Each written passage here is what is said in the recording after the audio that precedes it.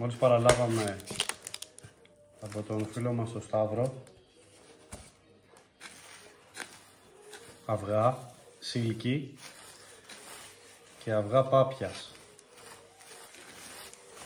Τώρα τα ανοίγω μαζί σας.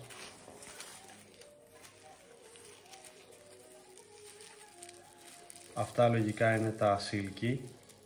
Είναι πάρα πολύ μικρά αυγουλάκια.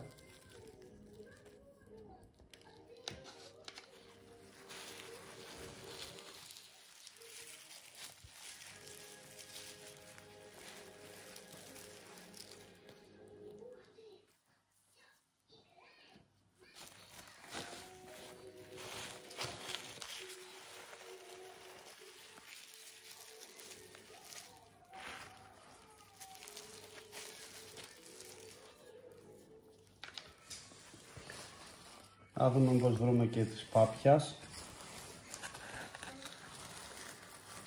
Ακόμα δεν το έχουμε πετύχει. Είναι λίγο βρώμικα.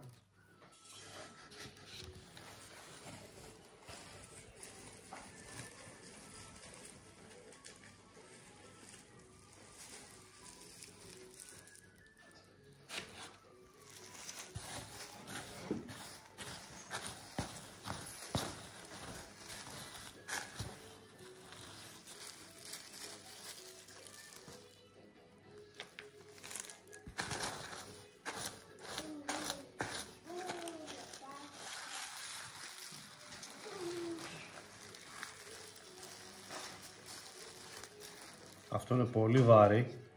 Πολύ πιο βαρύ από τα άλλα, δεν ξέρω γιατί. Γιατί μάλλον... Ίσως είναι λίγο μεγαλύτερο. Μήπως είναι πάπιας αυτό. Τόσο μικρούλα τις πάπιας λες μωρό μου.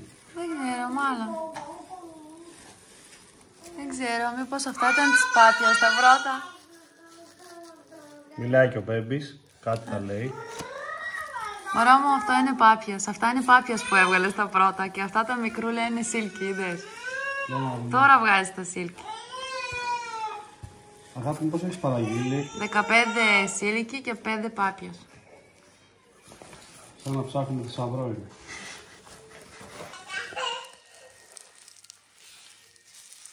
Ορίστε ακόμα ένα.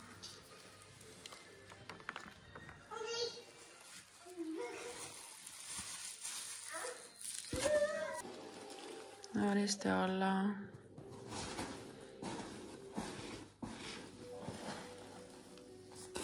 Λοιπόν, τα αυγουλάκια τα βγάλαμε όλα, στο σύνολο 20. Σίλκι και πάπιες λευκές. Πρώτη φορά κάνουμε τη φάση αυτή.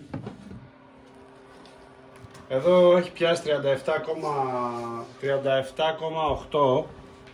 Θερμοκρασία έχει πάει στα 70, δεν ξέρω τώρα τι συμβαίνει. Είναι καινούργια η μηχανή. Τώρα πέφτει λίγο. Κάτω από 45 βαράει. Στη μέση. Στη μέση. Στη μέση όλα τα αυγά. Μπράβο. Μας έχουν πει ότι πρέπει να τα βάλουμε με τη μύτη κάτω.